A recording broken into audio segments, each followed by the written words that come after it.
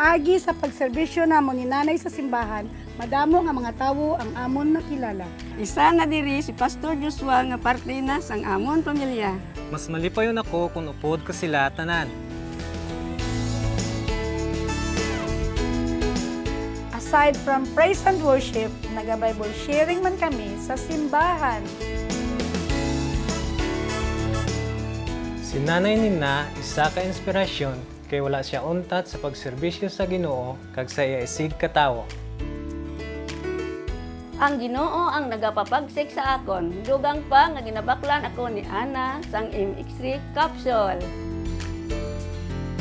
Tanan kami sa balay naga MX3.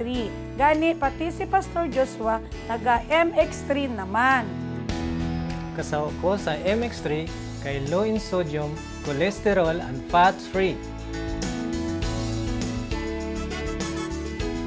Importante gid nga healthy kami. Kung healthy kami, mas makaserbisyo kami sa Ginoo kag sa amon isig katawo. Para sa amon, mas happy kami kung ululupod kami nga naga-serbisyo.